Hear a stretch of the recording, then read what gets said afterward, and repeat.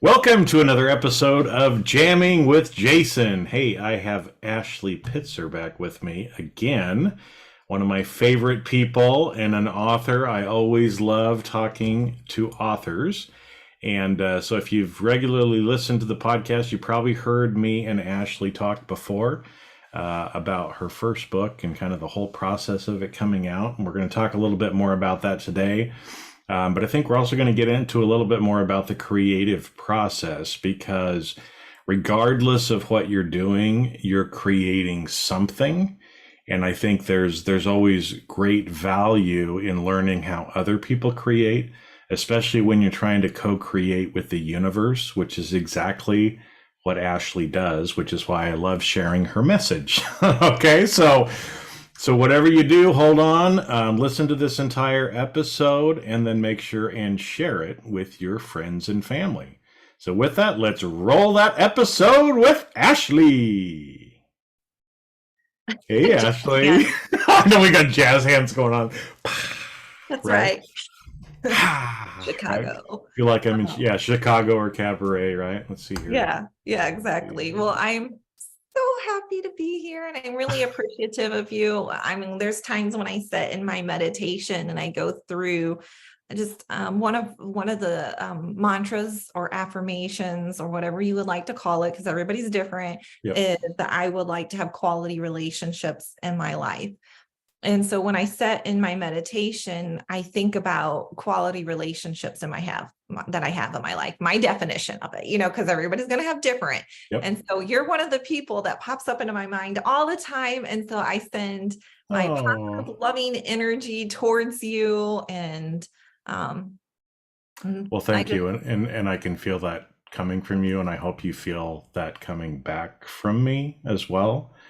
And that's actually, I mean, we weren't going to talk about this, but that's maybe even it's a great practice or exercise, for people to be able to do that kind of sitting in gratitude, because you're tuning your body to feel that gratitude, but more so even just like what you're doing of when you feel grateful for someone or something, actually kind of, sending out that gratitude into the world. It's such a little thing and it's so simple, but it's so powerful. And so I'm glad to know that you actually do that. That's one of the things that I do as well. So there we go, everybody. Before we even get into the interview, there's a little takeaway for you, right? All right. We all have soul family. And for me, you're one of those. You're one of my family. So wow. And just so people, because I know you have your other podcast, and this isn't the Spiritual Path podcast, but I will put what do you call it? A plug for it. Thank you. I'll put a plug in there for it because I mean, what you're doing, I definitely support, and I want everybody to evolve and grow to whatever is open for them. And so, anyway, just so you know, like anybody listening, when I am sitting down, not only am I quiet, but I'm visualizing Jason in my mind. I'm feeling what I'm feeling. And then I'm also allowing that energy to like project out of my chest to space, knowing and trusting and having faith that it is going towards him. And so that's my practice. I'm sharing it with everyone here. So in case they wanted to sit down, I will tell you that I am maybe more practiced than a beginner because I've been doing yoga for a long time. So sitting quietly for me, it's very soothing. And, being a yoga instructor, there are often times when we would get to the very end of practice, Shavasana, when you're laying down and you're being still and you're alone with your thoughts. That was the time you would see people that were uncomfortable sitting in a silence with themselves, jump up to their feet, get their shoes on, and come out the door. Out of there. Yeah. Which that's supposed to be one of the best parts of the whole experience, right? It is such the best part for me. And if I could, I would make it last 15, 30 minutes. But, when you're on a schedule for teaching classes, you can't just linger forever. But my last class of, the day for lunch or the last class of the night, we would stay like at least 15 minutes. And the people that enjoyed it would be there with me. Like they didn't want to leave the space. And that's how I feel a lot of times when I'm in meditation. I just sit and I immediately get into that quiet space, the place where there's no mind chatter, and I can start sending out my intentional focus of gratitude and things like that. So Yeah. Well, no, and thank you for sharing that, because again, it's it's one of those things that I'm trying to help people understand more, because I think so much of the time too, when people use the word spirituality, they think it's like you got to be a monk and you got to be like meditating for 4 hours and you got to give away everything that you have. And it's like there's these simple little practices of connecting and of raising our frequency, raising our emotional state. That's what it's really more about. And so every time that you sit and do that practice, you're quiet, the monkey mind is gone, you're thinking about the people, the things that you're grateful for, you're feeling that gratitude, and then you're sending it out in the world. And that's what people, I think, don't realize. A lot of people, bitch and complain about how bad this world is and how dark it is and how evil is out there. But it's like, well, you can complain about it, or you can do some things to send the light and offset some of the things that are out there. So, again, you're my soul family too. I think of you the same way. And I love people that spend some time and have an intention like that they're actually sending out there, because you may not realize how big of an impact that small little simple thing that you do every day actually does to help this world. So I hope you feel that, and love back to you for doing that, because when people like you are doing that, I can feel it, and I feel the support, because we all are connected. So there we go. There's a rabbit hole we weren't planning to go down. Welcome to Jamming with Jason, right? Well, let me tie it into the book, because meditation is definitely part of my process for writing. I actually have one social media post out there. Maybe I should repost it. That's what people do. They repost so they can save themselves time, but I keep creating new stuff, so I don't reuse my stuff ever. Life lessons, people. But so one of my posts out there is me like sleeping. You can see the drool coming out of my mouth, and I'm laying on my pillow. And it's a very short clip, but it's got like a sound in the background, maybe an AI voice. I don't even know. But the sound that plays with it is "Leave me alone. I'm doing author shit."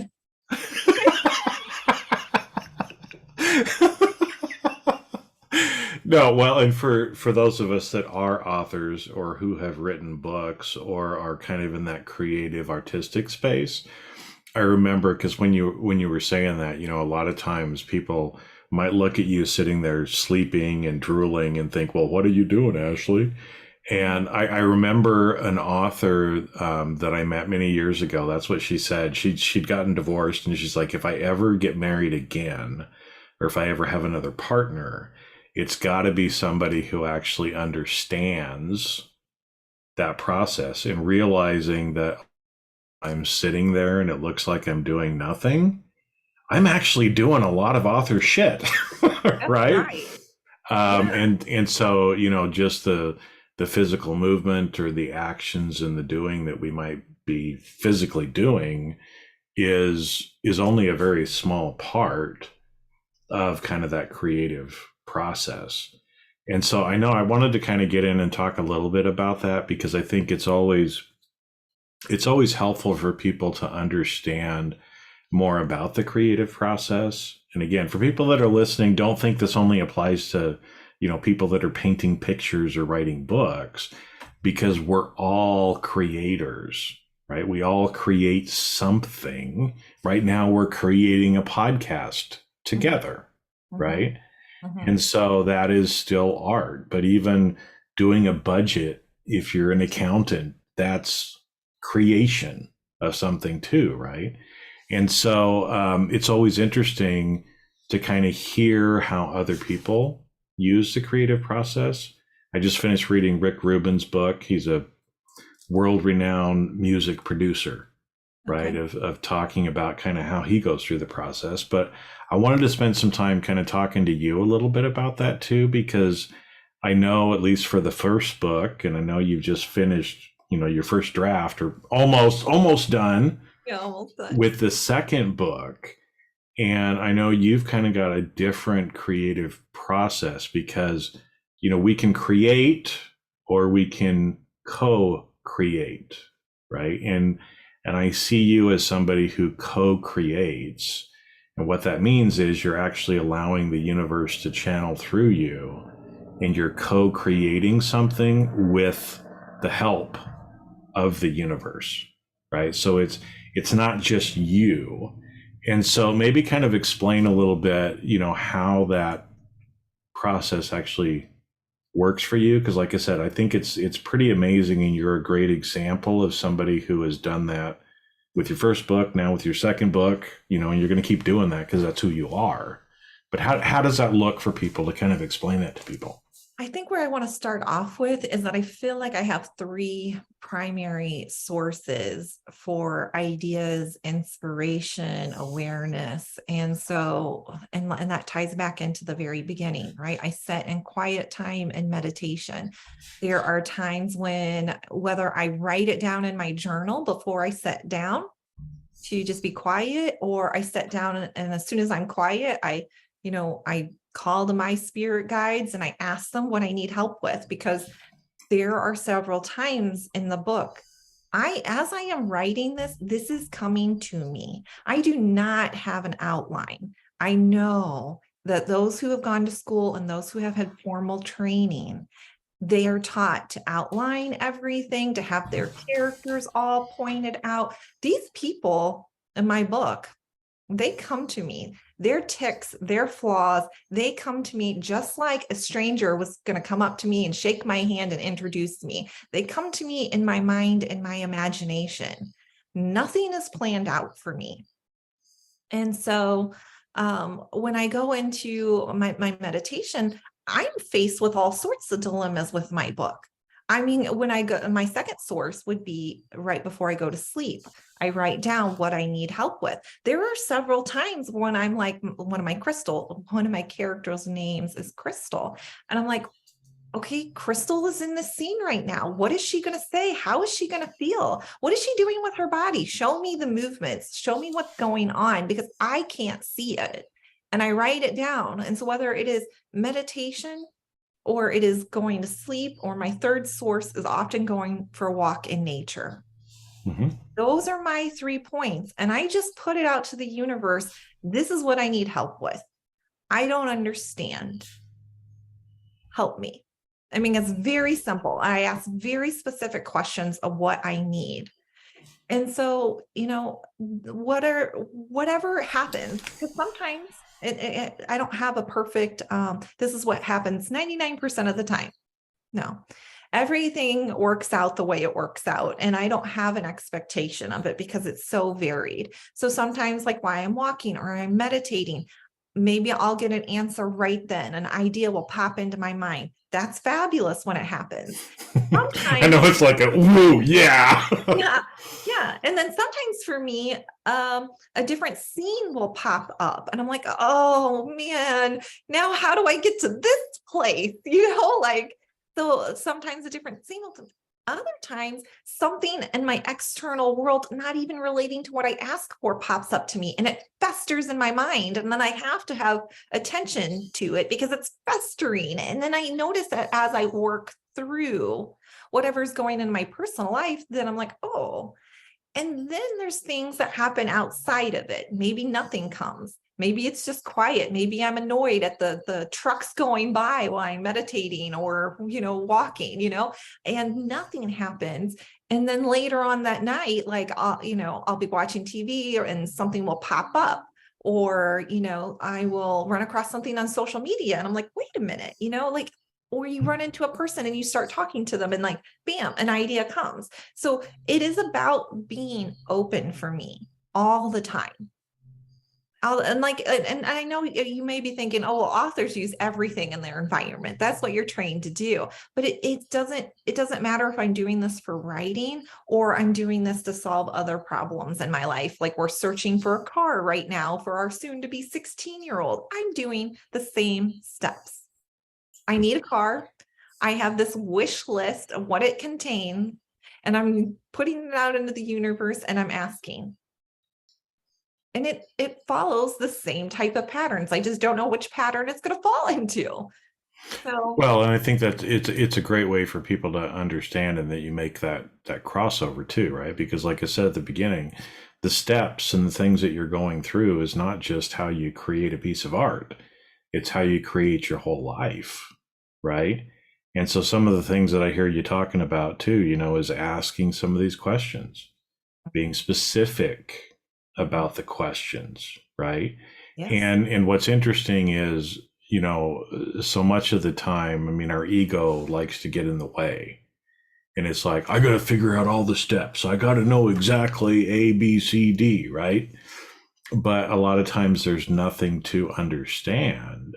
There's just ask the question and wait for the response. And like you said, sometimes the response comes quick, which is great. And the ego loves that because it's like, yeah, I don't have to wait. And other times it's like you ask the question and then shit goes in your life and you have some discussion or something. But then as you're reflecting on that, something comes through, right? Yeah. Or you go out and you walk in nature and you see something that maybe is a little different or that catches your eye. And as you place attention on that, all of a sudden it ends up coming, right? Yeah. But I think too, like what you said is, and I find myself doing the same thing, right? You might be meditating and you hear the planes or you hear the trucks, right? I mean, we live close to an airport, and every so often they do work on the main runway. And when they do work on the main runway, they change the flight path right over our house. So here you have these large jets coming in at about 5,000 feet, and they shake the house, right? And so I've had to practice, right? Instead of being pissed off about it, of saying to myself, I am so grateful that I can hear that plane, right? Yeah. And again, it's that keeps me in a different space and frequency to where, again, the plane usually has to go by before something comes in, but it keeps me at that higher level instead of, being pissed off and lowering my frequency down to where I don't want to be. Because then, just like when the monkey chatter comes in, it's hard to receive, right? You can only hear when it's quiet. Yeah. Yeah. Well, and I will tell you, and this is a little bit outside of the process, but ultimately part of the process. So when I sit down to write, and we talked a little bit about this prior to, so I can go down the rabbit hole of talking about this book versus the first book. But when I sit down to write, there are times when nothing is flowing to me and I'm sitting there and I'm waiting and I'm waiting and I'm asking all these questions, just listening essentially. And I'm like, you know what? I'm done. Like I get to this point, I get to this point where I feel the struggle and I'm like, I'm done. This isn't working. I'm going to switch to another task. And whether I switch to another task or I get up and I get some water, often as soon as I give up, it comes. Yeah. And it's funny because I know this, and I will still sit in my seat and try to push and try to force and try to struggle.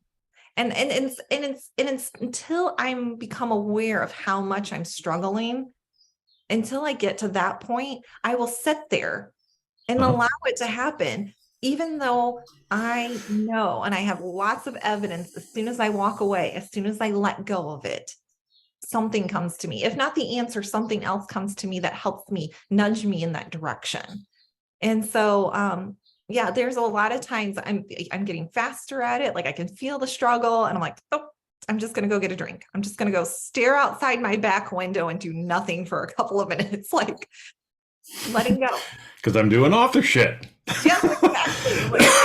Well, no, and I think it's a great it's a great learning for people, right? Because again, there's no reason to sit there in the struggle, because the more that you sit in the struggle, the harder it is. And Oh so yeah. again, I mean, there's a thing called a hemispherical shift, right? Where again, I mean, you move your body, like my legs crossed right now. Hemispherical shift might be I take my leg down, I put the other leg over. Boom.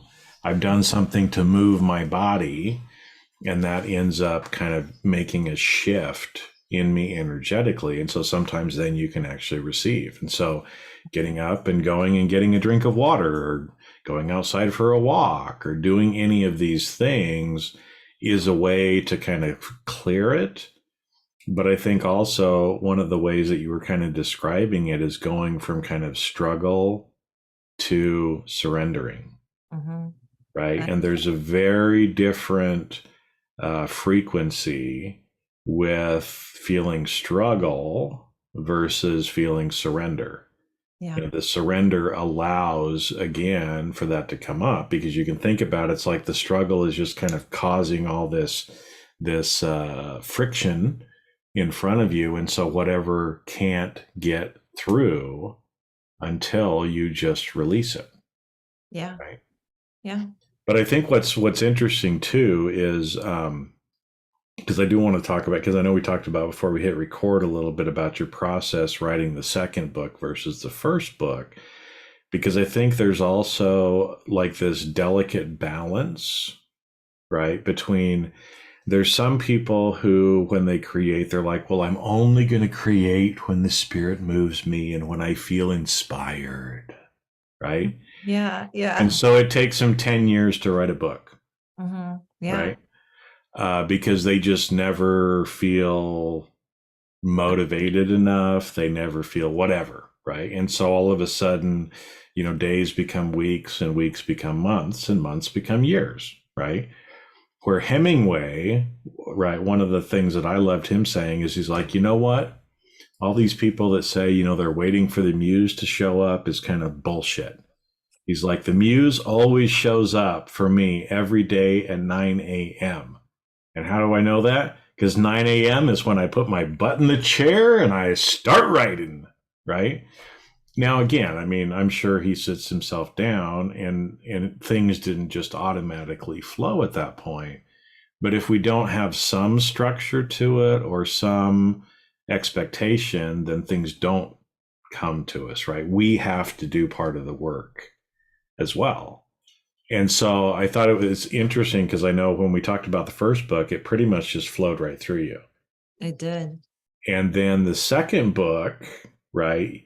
Tell us kind of how the process that you tried to go through with the second book, because I think there's a lot of learnings for people here too Yeah. on kind of how you did that, how it was different than the first book, and kind of what you learned, what worked, what didn't work. So in the first book, my strategy was I was just going to write for 2 hours a day. Well, 5 days a week, whatever my work days looked like. I was going to write for 2 hours. Whatever came to me, came to me. If I sat there for 2 hours and nothing came to me, I still was there showing up for it, you know, and I was fine with it. And I let it take the amount of time that it took. It was a very peaceful and easy practice. I enjoyed writing that way a lot because there was no external pressure on me. But one of the things that I had learned with the first book, one of the lessons I took away was when I got done writing my book, I was done April or May.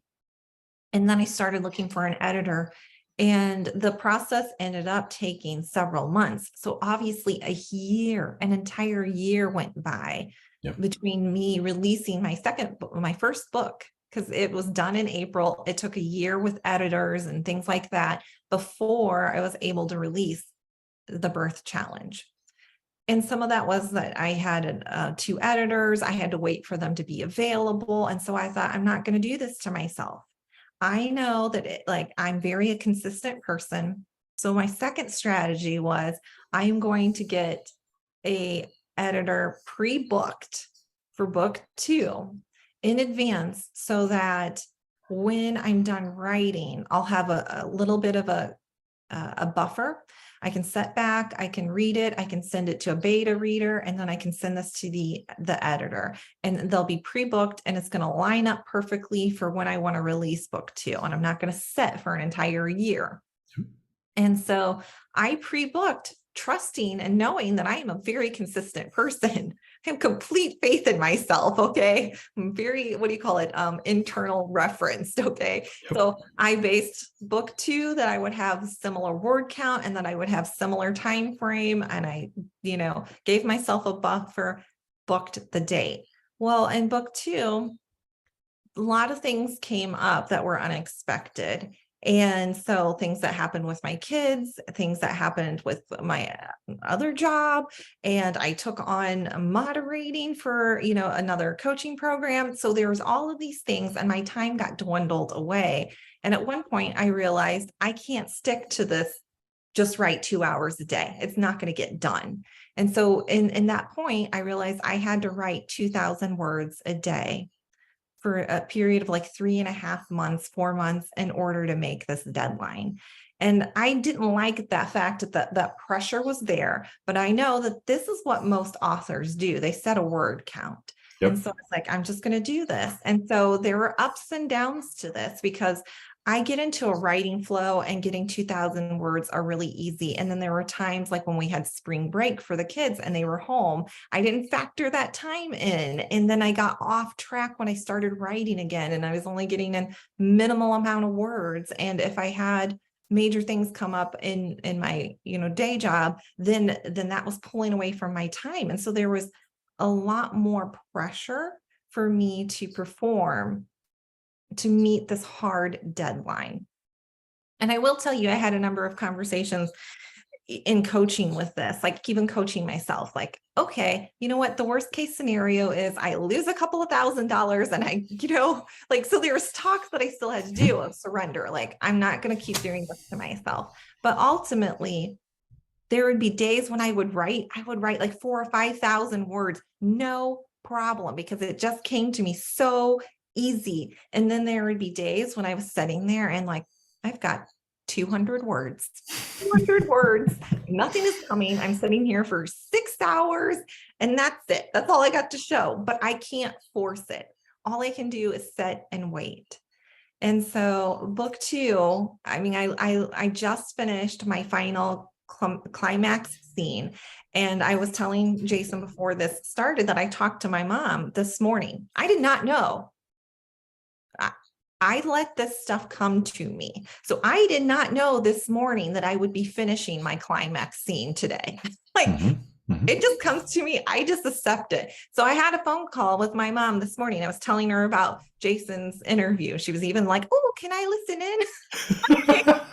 Well, you can afterwards, Mom, and we help you. Yeah. Yeah. So we're having this great conversation. And I was like, Mom, I don't understand because where the book is leading me right now. I'm like, I've got enough stuff to write 10 chapters off of this one scene. How am I going to wrap this book up? I'm like, I've got a deadline. I have to turn this over to my editor really soon. How am I going to finish this up and get this somewhat near the ballpark of what I quoted? Because now I'm, really close to the amount of words that I had quoted. And she's just like, well, there's going to be a book 3, no big deal. And I'm like, I always knew there was going to be a book 3. But in my mind, I thought book 2 was going to end at this scene. And it's definitely not happening.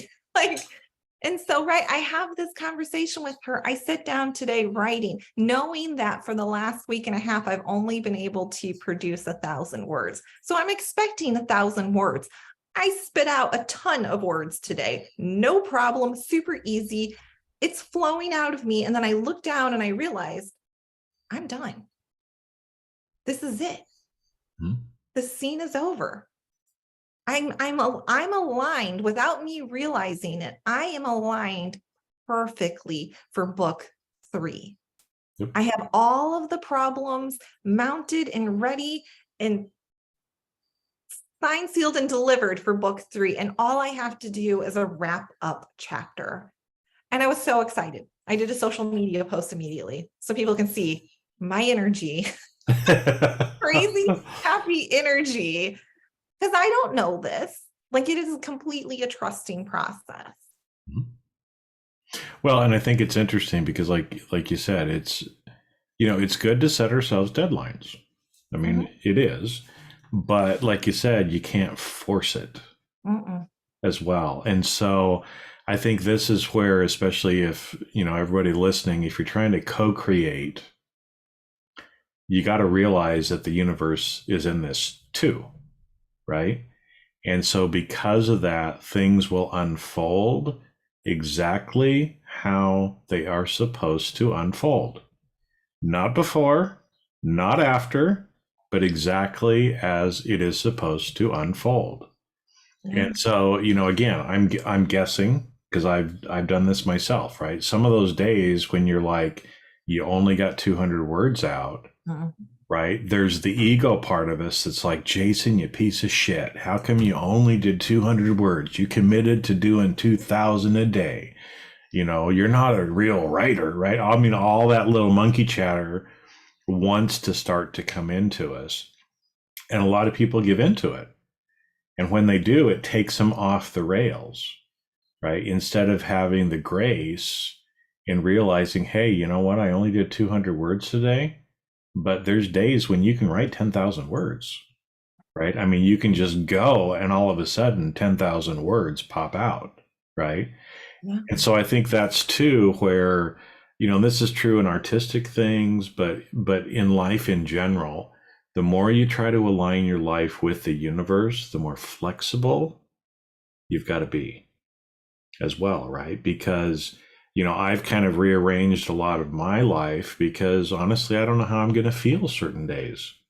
I mean, there's days when I get kicked on my ass, right, Mhm. physically, in Mhm. how I feel from some of the energies. And so I know that, and I have to, work my schedule around in such a way that, yes, when I need to be here, I show up and I use my will to show up and be here. But I also leave some flexibility. So those days when I really feel that inspiration, I really feel that motivation, I really feel stuff coming through me, that I go as much as I can. And what's interesting when that happens, you can get 5 hours of work done in an hour sometimes. Yeah. It's And you're sitting amazing. there looking at it and you're like, how did that just happen? I Yeah. thought I was sitting here for 5 hours and it's only been 1 hour. Yeah. But that's how the universe works. And I completely agree. And so when you were talking about the chatter that comes up, for me, I'm a calculated person. So I'm really good with self-talk and supporting myself. What I have to watch, for anybody that's out there that may be different, what I have to watch is the pressure I put on myself. So when I have a 200 word day, then it is the amount of judgment and pressure I put on because my brain is recalculating immediately. Well, that means that I have to do this. That means I have to shift this here. And all of a sudden, I am making a small, itty bitty thing huge because I'm putting so much pressure on there. So that's something I have to coach myself on and watch. And to just follow up on what you were saying, we had a double solar eclipse, right? We had the new moon, Last the full week. moon. Yeah. Hello. And I there were several days where I'm like, I just can't do it. I can't do it. I have to sleep.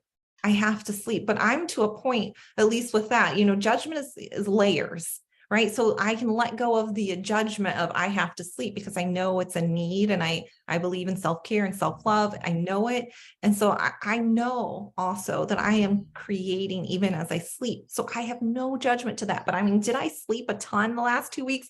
Absolutely.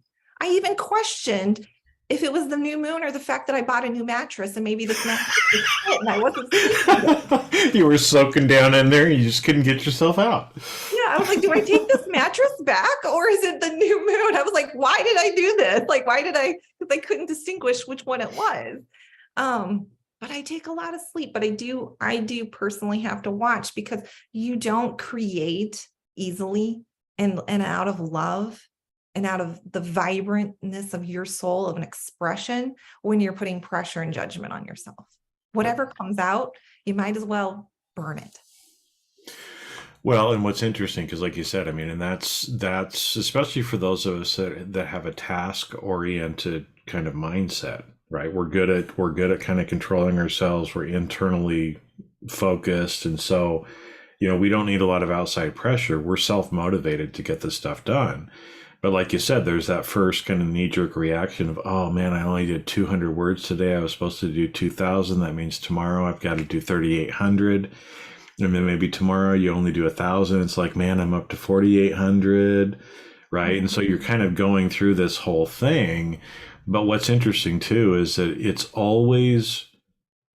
you always meet your deadline, and it's always perfect exactly how it is when you surrender and trust. Because, again, logically, 3D monkey mind, we come up with all these reasons why it can't work. Mm-hmm. But, today was a perfect example of another form of evidence that, hey, this morning when you talked to your mom, you had no idea. Yeah. But somehow it just came out and was done today. Yeah.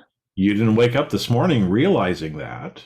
Mm-mm. Right? And you'd gotten behind in word counts and other stuff like that. But today, it just came out and it was finished. Yeah. And it floors me, and it's such a wonder, but I absolutely love it. Mm-hmm. Well, it is. It's a fun ride, right? When we think about it that way. And actually, we were kind of joking before we hit record too that we need to have fun in everything that we're doing too, right? So again, it's like, if you're putting a bunch of pressure on yourself, do you think you're still having fun with it? The answer is probably no, right? Yeah. And we create the best art. We have the highest vibrating frequency of emotions when we're having fun, right? So why not make it a game and play with it and see the wonders and the marvel of allowing the universe to do what it needs to do? Because I am still amazed when stuff like what happened to you today, when it happens. Mm-hmm. I agree. And I think too, it's not just me. It's not just me as the creator, right? Because my book 1 is out. It's for sale. There's my plug. Earth Challenge, go buy it. You can get it anywhere. We'll put in the show notes, right? Yeah. But so it is out, and people are posting like reviews or maybe reaching out to me. And so I might have my own vision of how this book is going to be perceived.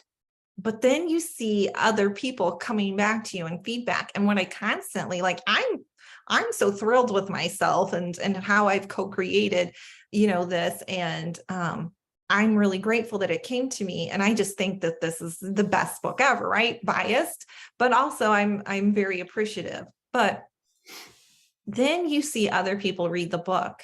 And so then it becomes something more than just your perception. And people are constantly mentioning how intriguing my plot line is. Like, that this was an unusual story, nothing like this. Everything. And I've really actually struggled with this from a marketing perspective, because when you market a book, at least in fantasy, you talk a lot about what types of things people can expect in the book. So they know, and we call these tropes. So they know whether or not this lines up with their kinks. So if you all love romance books, let's talk about romance. You may like a dark gray character. So does the trope draw a gray character, a morally gray character? Is that a trope? Or do you like grumpy to sunshine? Or, so there's all these tropes that exist, and you categorize it so people know whether or not they want your book. Every one of my tropes has a twist to it. So I can't just say it's grumpy to sunshine. I'm like, it's grumpy to less grumpier.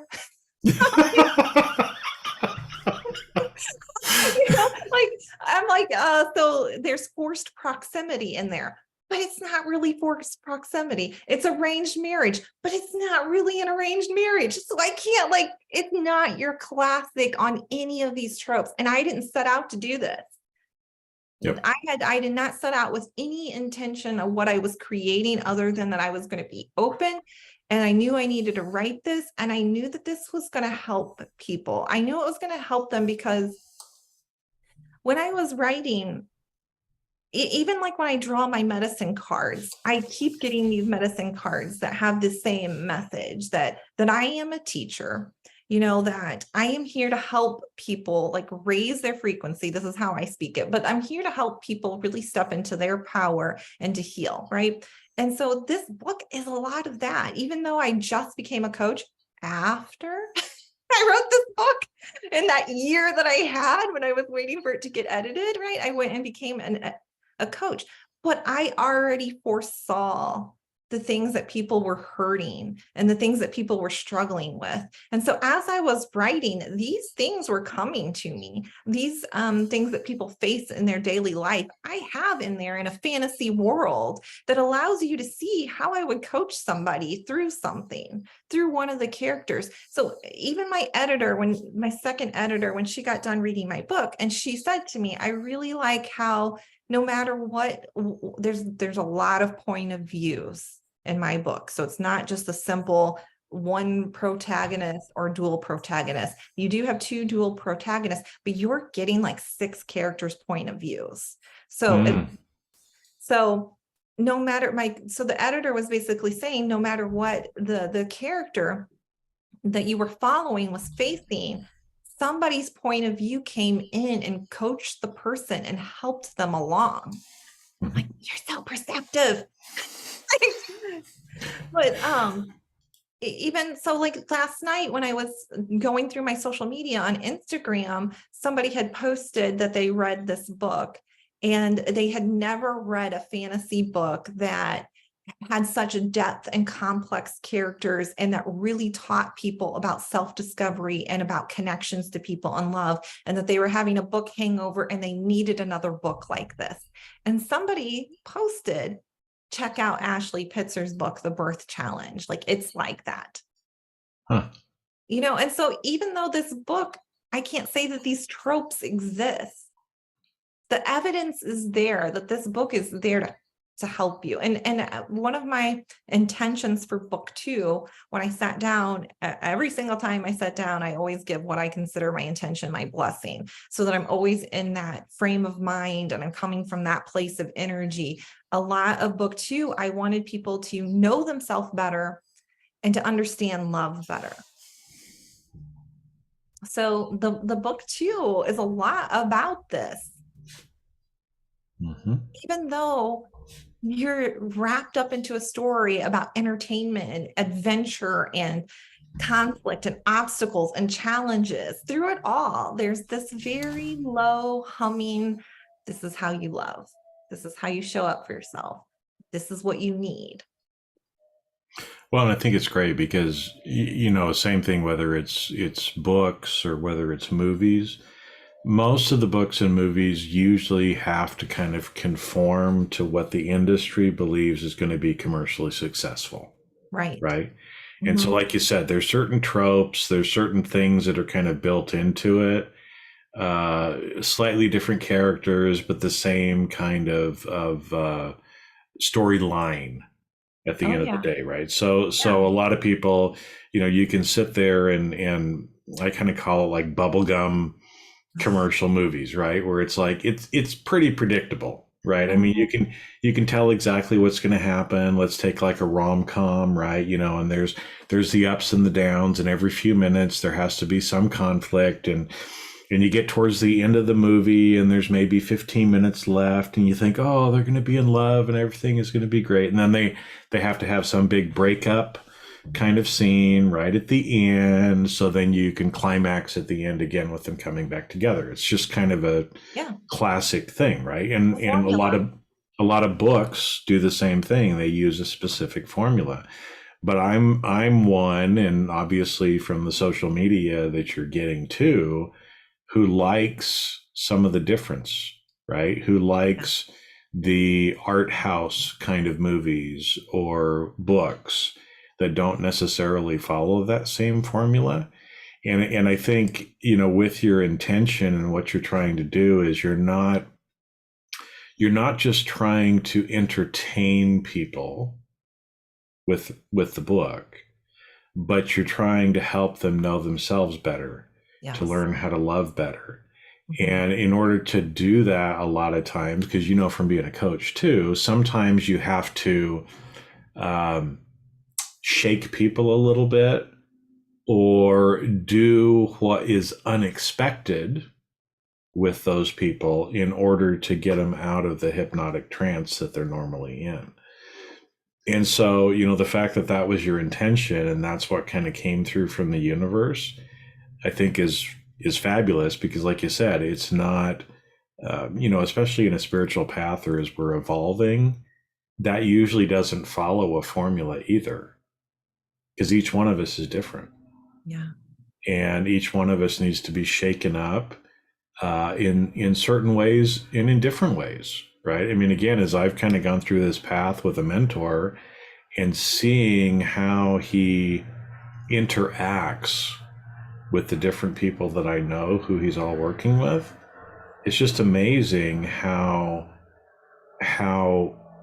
customized it is to help each one of us get to where we need to be. And so having like those multiple perspectives in the book instead of just one or two like most books do, it also makes it so much more relevant and applicable to everybody.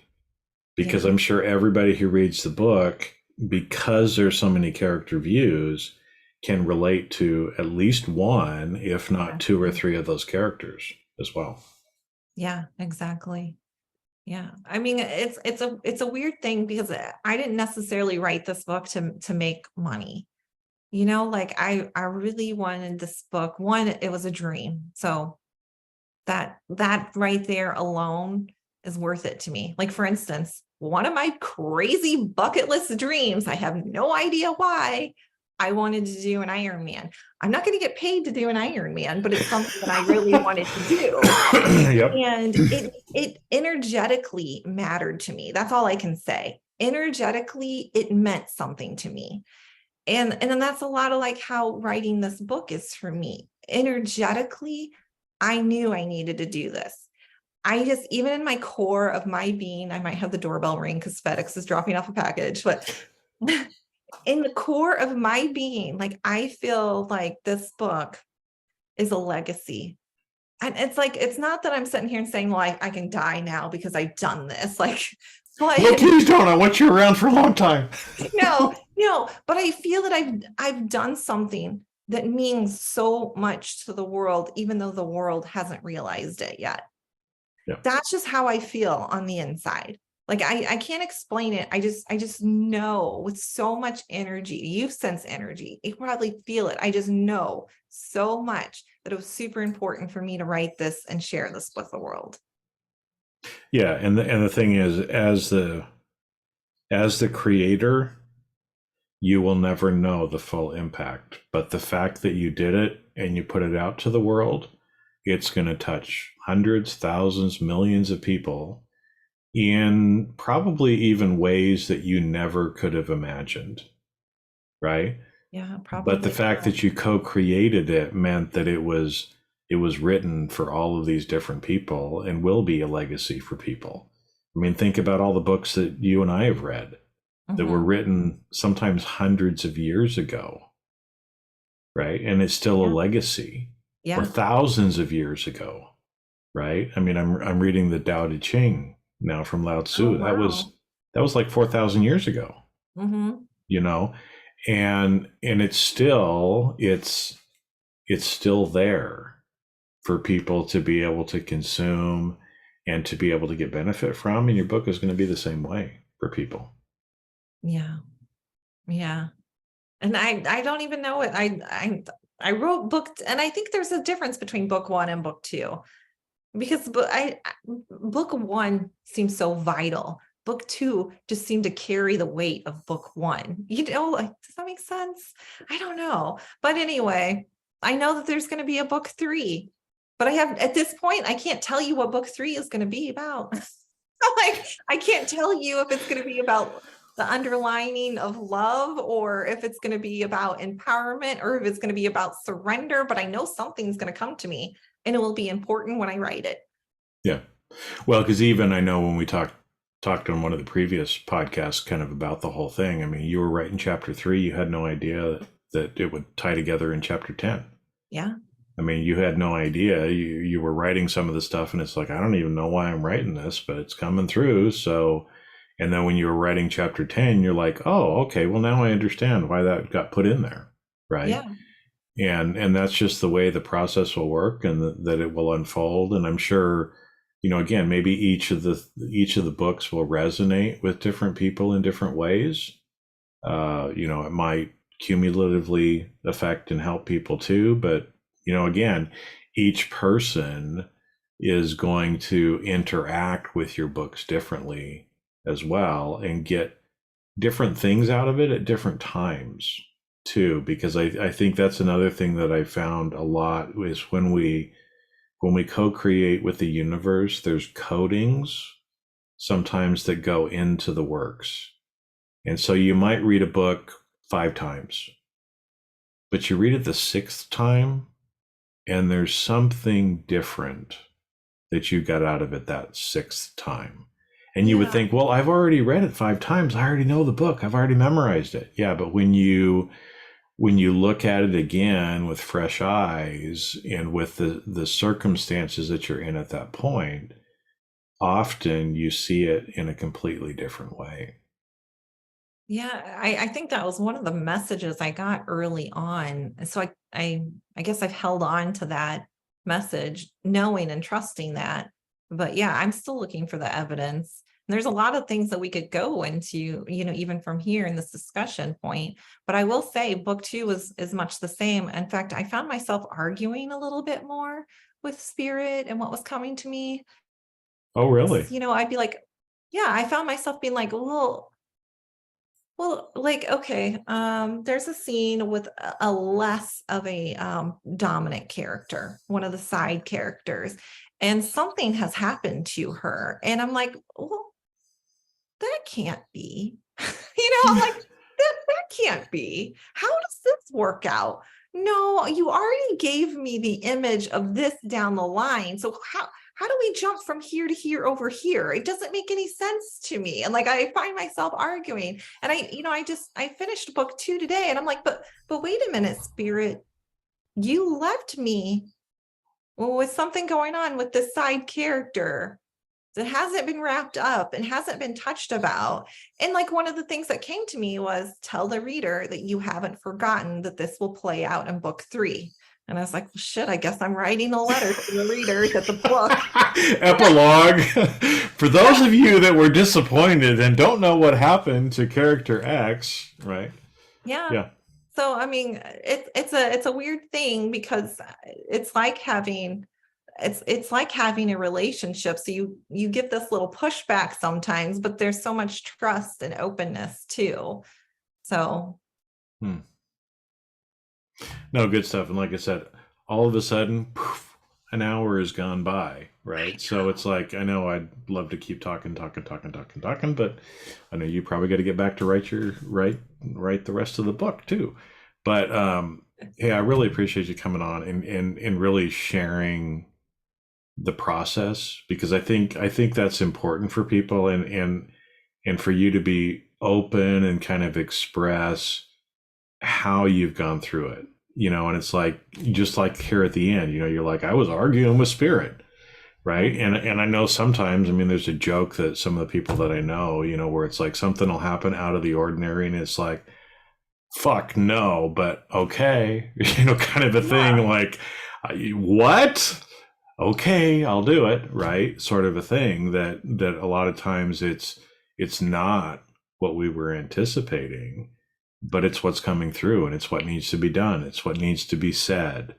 It's what we need to let go of, right? And we had no idea or no inkling before that situation, but we can sit and argue about it, and we can go back into our ego, or we can just surrender and move forward, with it, even when it's not at all what we thought it was going to be.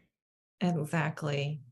And I'll say this before we go, just because this comes up a lot. It's if you're a writer out there, people always ask, well, what do you do with writer's block? Right. So let's say a 200-day word day is a writer's block day for me. I don't ever consider myself having writer's block, even on the day when I have like 200. But I will say one thing that came up to me just as you were starting to wrap up was that there was a day when I actually did feel stuck. Not just like nothing's coming to me. It was like, I feel stuck. I don't know what to do. And so, of course, I gave up. I walked away, started cooking. And when I was cooking dinner, one of the things that popped up to my mind, like a question that popped up to my mind was, what are you afraid of writing? And so as I was cooking, I was thinking about what I was afraid to write. And I was like, that's why I can't write, is because there was something that I was scared of how people would read this, how they would judge it, and how they would view it. And so I turned it to, if I didn't give a crap about what anybody said about this, what would I want to write? What would be my heart's desire to write? And bam, did it flood through to me. And I ran to my computer and wrote the scene. Mm-hmm. So I don't necessarily, there's very few times when I feel like I actually have true, what other people are experiencing as like writer's block. But I do have the benefit of asking questions and listening. Well, and you do a great job of that. And I think, again, I mean, for everybody listening, right? I mean, one of the things that a lot of people say is the quality of your life depends on the quality of the questions you ask.